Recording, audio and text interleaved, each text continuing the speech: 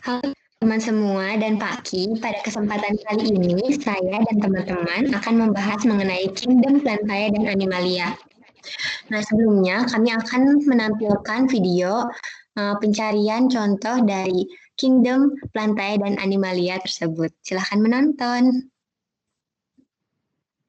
Ini merupakan cabai. Cabai termasuk dalam kelas dikotil. Ini merupakan singkong. Singkong termasuk dalam kelas dikotil. Ini merupakan kangkung. Kangkung termasuk dalam kelas dikotil. Ini merupakan kentang. Kentang termasuk dalam kelas dikotil. Ini adalah mangga yang termasuk ke dalam kelas. Selanjutnya ada paku pedang atau Nephrolepis exaltata. Paku ini juga termasuk ke dalam kelas paku sejati. Yang pertama ada paku suplir atau Adiantum capillus veneris. Nah, paku ini termasuk ke dalam kelas paku sejati. Selanjutnya lengkeng yang termasuk tumbuhan dikotil. Selanjutnya adalah terong yang termasuk ke dalam tumbuhan Angiospermae. Ini adalah tanaman ubi jalar yang termasuk ke dalam tumbuhan Angiospermae. Selanjutnya adalah padi yang termasuk tanaman Angiospermae. Berikut ini merupakan lumut yang termasuk ke dalam kelas Bryopsida. Berikut ini adalah tanaman nanas atau Ananas commosus yang termasuk ke dalam contoh tumbuhan monokotil.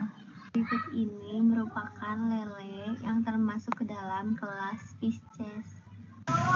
Selanjutnya adalah burung jalak yang termasuk ke dalam kelas Ases. Selanjutnya adalah siput yang termasuk ke dalam kelas Gastropoda.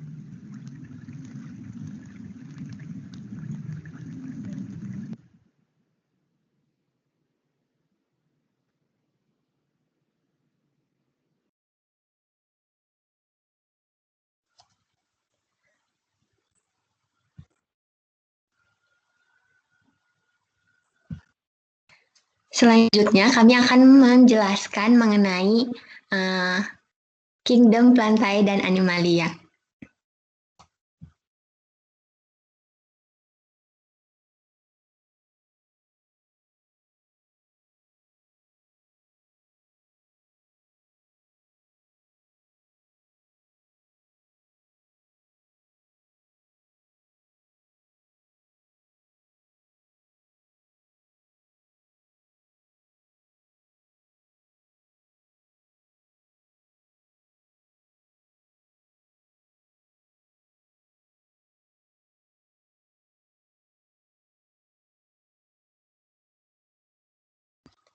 Sebelumnya, saya akan memperkenalkan. Pertama, kami ada Landa Blesi dengan NPM 2066. Selanjutnya ada saya sendiri, Iren Lintang 2067. Selanjutnya ada Lydia Putri, NPM 2069. Dan V-nya Etika, NPM 2070. Nah, yang pertama adalah plantae. Plantae terbagi menjadi 3, yaitu ada Bryophyta, Gymnospermae, dan Angiospermae yang terdiri dari monokotil dan dikotil. Yang pertama yaitu Bryophyta atau lumut. Contoh dari lumut, yang pertama ada Dicodotium pellucidum yang merupakan lumut daun atau lumut sejati yang termasuk ke dalam tumbuhan tidak berpembuluh dan tumbuhan berspora. Nah, lumut ini memiliki ciri-ciri yaitu merupakan lumut sejati, memiliki bagian berupa akar, menyerupai akar atau rizoid, batang, dan daun. Kemudian, umumnya ditemukan di tanah, tembok, batu-batuan, dan menempel di kulit pohon. Selanjutnya, rizoidnya tersusun atas sejumlah sel yang bercabang-cabang. Kemudian, hidupnya berkelompok.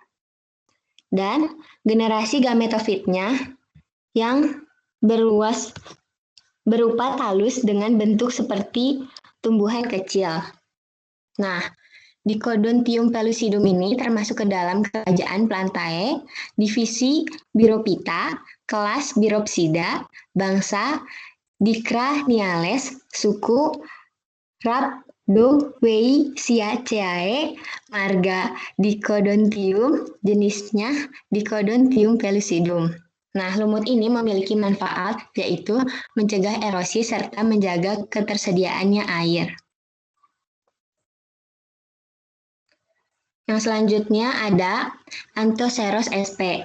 Nah, Anthoceros sp ini termasuk ke dalam lumut tanduk yang mengacu pada karakteristik saprofitnya yang berbentuk tanduk yang terdapat pada semua lumut tanduk.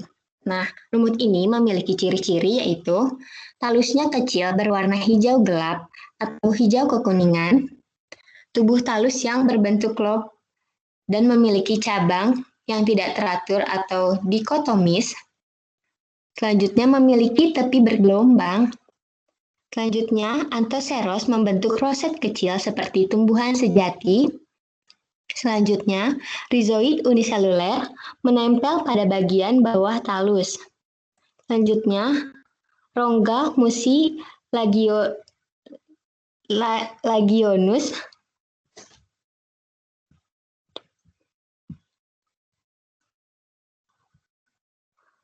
berada pada sisi ventral. Selanjutnya, tumbuh pada tanah liat yang lembab. Nah, Anthoceros sp ini termasuk ke dalam kerajaan Plantae, divisi Birophyta, kelas Anthocerotopsida, bangsa Anthocerotales, suku Anthocerotaceae, marga Anthoceros, jenis Anthoceros sp. Nah, lumut ini memiliki manfaat yaitu menyuburkan tanah serta membantu menjaga kebersihan udara.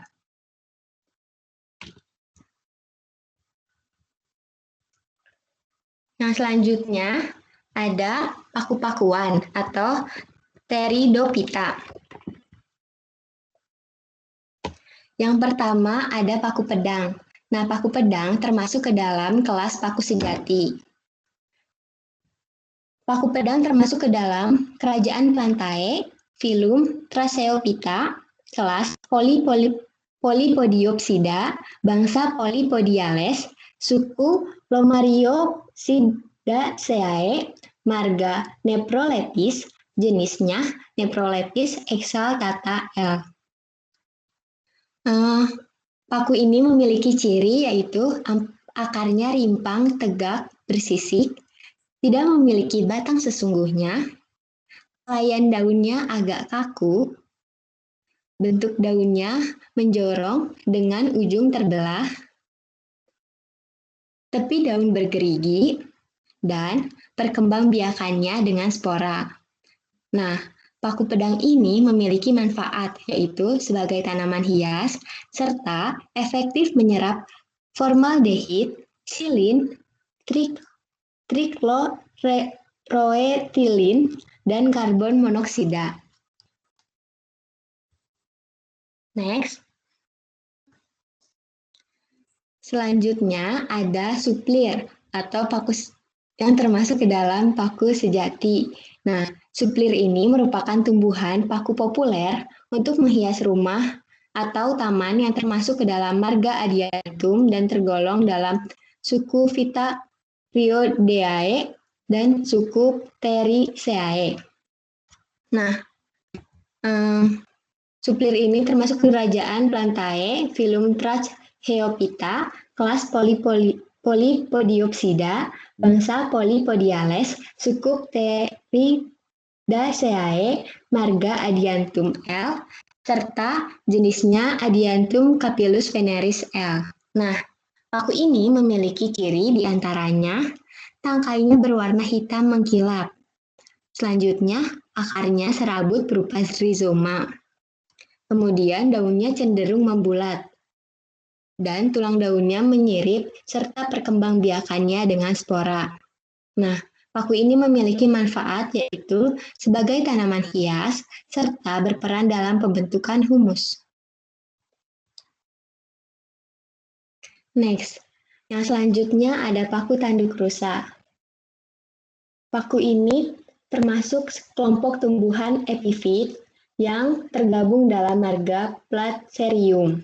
Nah, paku tanduk rusa termasuk ke dalam kerajaan Plantae, filum Trasheophyta, kelas Polypodiopsida, bangsa Polypodiales, suku Polypodiaceae, marga Platycerium, jenis Platycerium bifurcatum.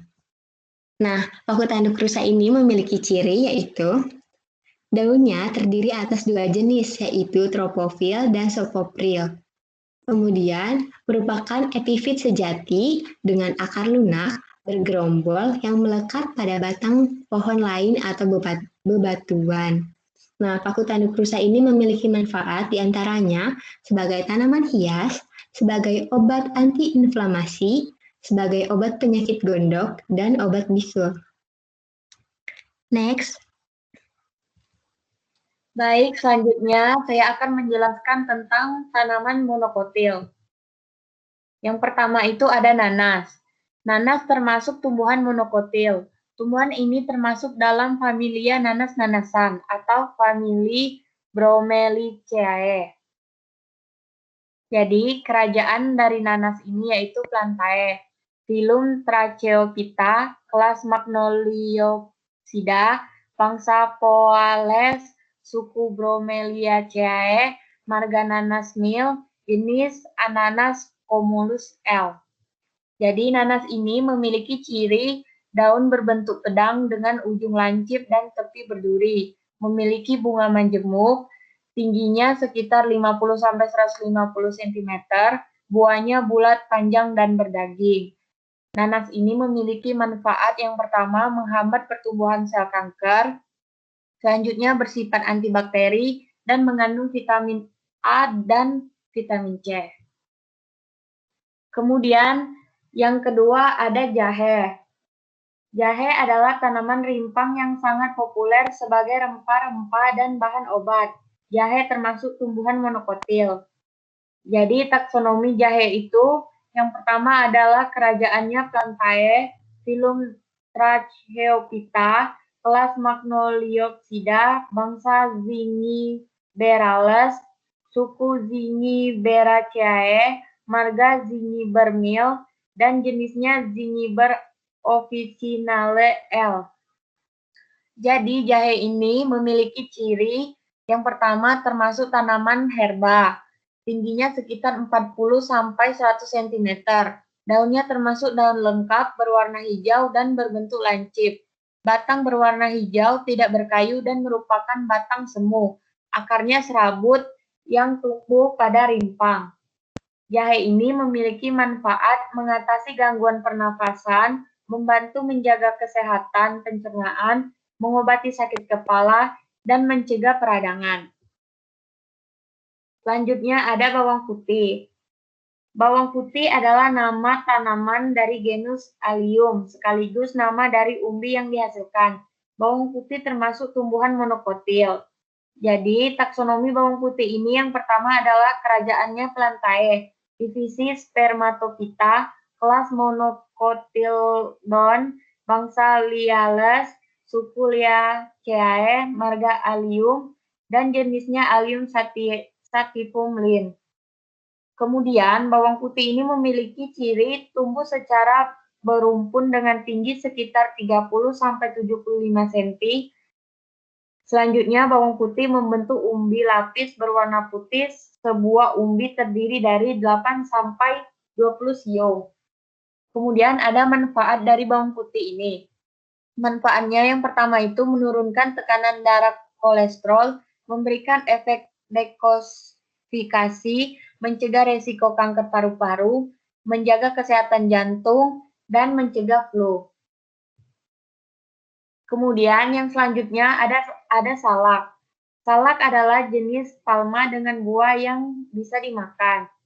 Kemudian taksonomi salak ini yang pertama ada kerajaan Plantae, filum Magnoliophyta, kelas Liposida, bangsa Arecales, suku Arecae, marga Salaca, dan jenisnya Salaca zalaca. Kemudian sala ini memiliki ciri yang pertama memiliki akar serabut, berbiji tunggal, dan buahnya tebal. Kemudian memiliki manfaat yang pertama adalah sebagai obat mata, mengatasi masalah sistem pencernaan, kemudian mengontrol gula darah, dan menjaga kesehatan jantung. Baik, selanjutnya ada pohon pisang. Pisang adalah tanaman monokotil yang mempunyai batang semu yang tersusun atas tumpukan pelepah daun yang tumbuh dari batang bawah tanah. Kemudian taksonomi pisang itu yang pertama adalah kerajaannya Plantae, divisi Magnoliophyta, kelas Liliopsida, bangsa Zingiberales, suku Musaceae, marga Musca, dan jenis Musca acumita. Kemudian pisang ini memiliki ciri yang pertama itu batang semu dengan ketebalan 25-30 cm. Helaian daun bentuknya lancet memanjang, mudah robek, dan panjangnya sekitar 1,5-3 meter dan memiliki lebar 30-70 cm. Kemudian permukaan daun bawah berlilin, tulang tengah menopang jelas disertai tulang daun yang nyata, tersusun sejajar dan menyirip warnanya dan memiliki warna hijau. Kemudian, ukuran buah pisang bervariasi dengan panjang antara 8 sampai 10 sampai 18 cm dan diameternya sekitar 2,5 sampai 4,5 cm. Kemudian, ada manfaat dari pisang ini. Yang pertama itu sebagai sumber karbohidrat dan vitamin A, memperlancar metabolisme, dan mengatasi anemia. Oke, next. Selanjutnya yaitu dikotil.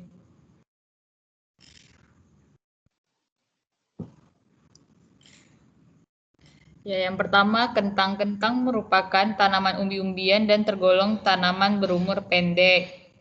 Klasifikasi dari kentang yaitu kerajaannya Plantae, filumnya Magnoliophyta, merupakan kelas Magnoliopsida, bangsanya Solanales, sukunya Solanaceae, marganya Solanum, dan merupakan jenis dari Solanum tuberonum L.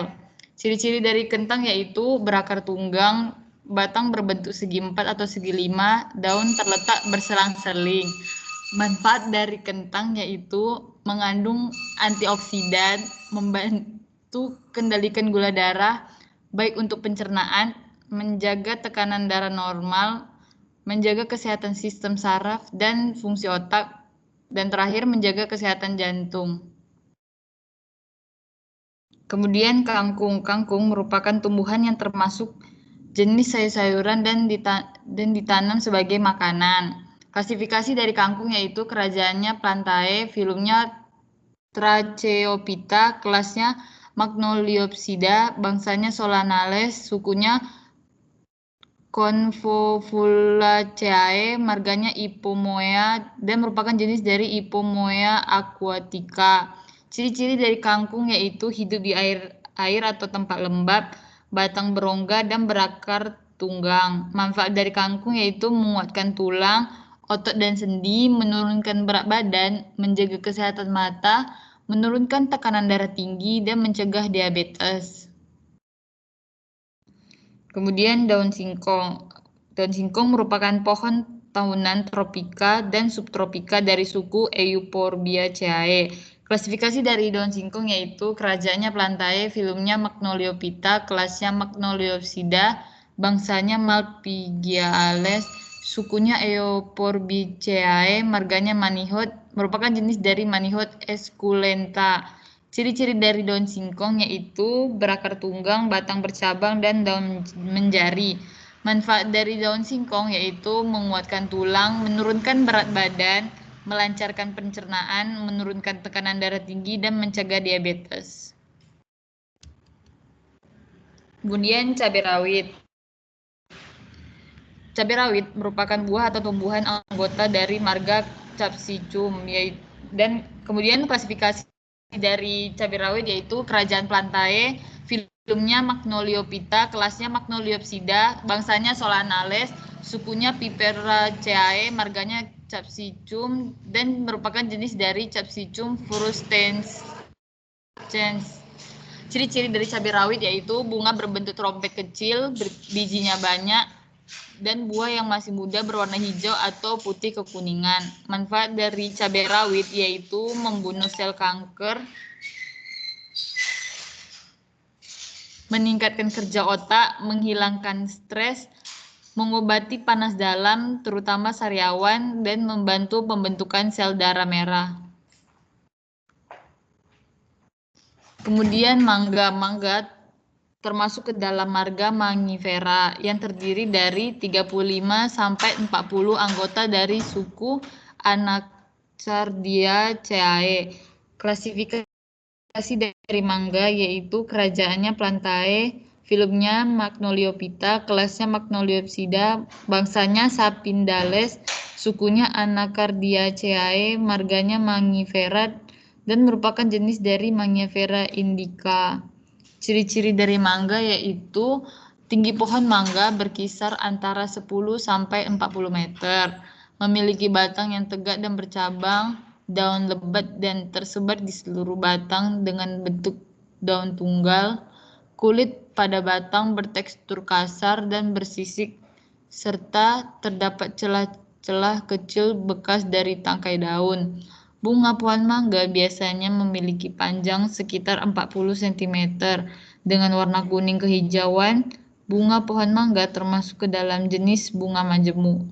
Akar pohon mangga bercabang ke bawah dengan kedalaman sekitar 6 meter.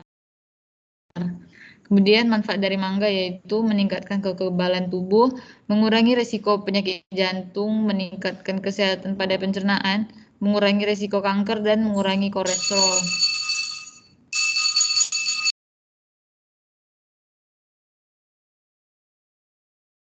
Ini adalah beberapa contoh dari Gymnospermae. Yang pertama adalah melinjo. Melinjo adalah suatu spesies tanaman berbiji terbuka yang berbentuk pohon dan berasal dari Asia tropik, Melanesia, dan Pasifik Barat. Melinjo termasuk dalam kerajaan Plantae, divisi Genetophyta, kelas Genetopsida, bangsanya Genetales, sukunya Genetaceae, marganya Genetum, dan jenisnya adalah Genetum genemon L. Melinjo memiliki ciri-ciri seperti tanaman berumah dua yang tingginya bisa mencapai hingga 20 meter, kemudian batangnya kokoh, daunnya bervariasi dari menjorong hingga melonjong, urat daun sekunder, tangkai daun kurang lebih sekitar 1 cm.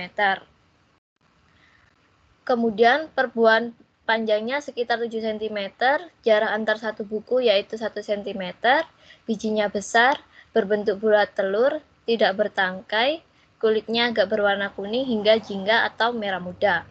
Manfaat dari melinjo yaitu yang pertama menjaga kesehatan otak, kemudian mengatasi anemia, dapat melancarkan pencernaan, dan berperan dalam pertumbuhan anak. Contoh berikutnya yaitu ada kayu seribu. Kayu seribu ini atau Nagia wallisiana adalah salah satu spesies konifer di suku Podocarpaceae. Kerajaannya Plantae, divisinya Pinophyta, kelasnya Pinopsida, bangsanya Pinales, sukunya Podocarpaceae, marganya Nageia, jenisnya Nageia wallisiana. Memiliki ciri yaitu tanaman dengan daun bersilang hadapan, panjang daunnya sekitar 11 cm, lebarnya sekitar 4 cm, berbentuk jorong, ujung lancip, pangkal membanjir, urat daun sejajar, jarak antar daun 3 hingga 5 cm. Tunas mudanya meruncing, kadang bisa lebih dari 2 buah. Lalu tanaman ini juga dapat biasanya ditemukan di hutan. Manfaat dari kayu seribu adalah meredakan rasa cemas, dapat menyembuhkan mastitis, menyembuhkan peradangan, dapat melancarkan pencernaan, dan menangani tekanan darah tinggi dan asma. Selanjutnya ada pakis haji. Pakis haji adalah sekelompok tumbuhan berbiji terbuka yang tergabung dalam marga Sias dan juga merupakan satu-satunya marga dalam suku Siasadaceae. Pakis haji adalah tanaman yang mirip pohon palem. Pakis haji termasuk dalam kerajaan Plantae, divisi Siasadopita, kelas Siasadopsida, bangsa Siasadales, suku Siasadaceae, marga Sias, jenisnya Sias rumpi. Pakis haji memiliki ciri yaitu daunnya majemuk menyirip, menggerombol di ujung batang membentuk roset batang. Lalu panjang daunnya sekitar 150 cm, di setiap sisi ada pinak daun. Tangkai daunnya sekitar 30 cm dengan tepi berduri tajam, kemudian ujung daun melancip, pangkal membaci, ibu tulang daunnya menonjol pada kedua permukaan. Pakis haji berreproduksi secara generatif yang biasanya tumbuh di bagian terminal di ujung batang. Manfaat pakis haji yaitu sebagai tanaman hias dan dapat mengobati sakit perut. Selanjutnya ada contoh dari kingdom Animalia. Yang pertama yaitu jalak kebo jantan. Jalak kebo jantan ini termasuk ke dalam Aves. Jalak adalah nama sekelompok burung pengicau dari suku Sturneidae. Burung yang umumnya berukuran sedang, gagah dengan paruh yang kuat, tajam dan lurus. Berkaki panjang sebanding dengan tubuhnya. Bersuara ribut dan berceloteh keras, kadang-kadang meniru suara burung lainnya. Jalak ini termasuk dalam kerajaan Animalia, filum Chordata, kelas Aves, bangsa Passeriformes, suku Saturnidae, marganya Leucopsar, jenisnya Leucopsar rotsidil.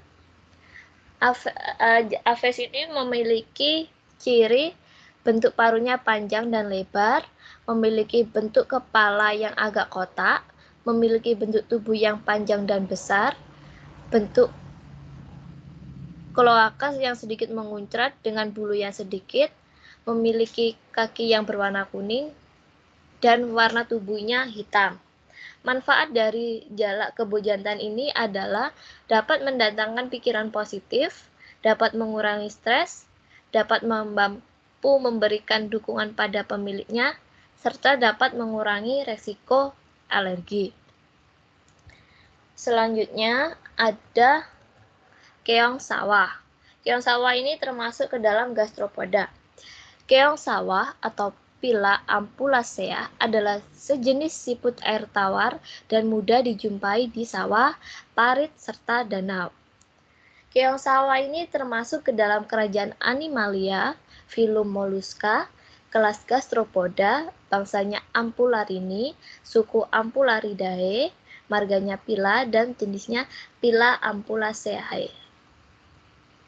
Memiliki ciri yaitu memiliki tinggi cangkang sampai 40 mm dengan diameter 15 sampai 25 mm, lalu bentuknya seperti kerucut membulat, berwarna hijau kecoklatan atau kuning kehijauan, mulut membundar, tepinya bersambung, tidak melebar, umumnya hitam. Operkulumnya agak bundar telur, tipis, agak cekung, dan berwarna coklat kehitaman. Manfaat dari keong sawah ini yaitu mengandung berbagai minyak esensial yang diperlukan tubuh, lalu mencegah penyakit kanker, dapat mengandung protein tinggi, dapat mengobati penyakit kuning, dan bergizi untuk digunakan sebagai pakan ternak. Selanjutnya ada contoh lainnya yaitu ikan lele. Ikan lele ini termasuk ke dalam Pisces. Lele atau ikan keli adalah sejenis ikan yang hidup di air tawar. Lele mudah dikenali karena tubuhnya yang licin, agak pipi memanjang, serta memiliki kumis yang panjang, yang mencuat dari sekitar bagian mulutnya. Ikan lele termasuk ke dalam kerajaan Animalia, filumnya Chordata, kelasnya Teleostei, bangsanya Siluriformes, sukunya Claridae, marganya Clarias, jenisnya Clarias batracuts. Ikan lele ini memiliki ciri yaitu bertubuh licin, tidak bersisik, kepalanya memipih datar, punggungnya melengkung cembung dan sisi perut datar, dan memiliki 4 pasang alat peraba serupa kumis. Manfaat dari ikan lele yaitu yang pertama sebagai sumber asam lemak omega 3 yang penting untuk perkembangan otak anak. Kemudian rendah merkuri sebagai sumber vitamin B12, lalu sebagai sumber protein tertinggi, dan sebagai sumber vitamin D yang baik untuk tulang. Sekian dari presentasi kelompok kami, terima kasih.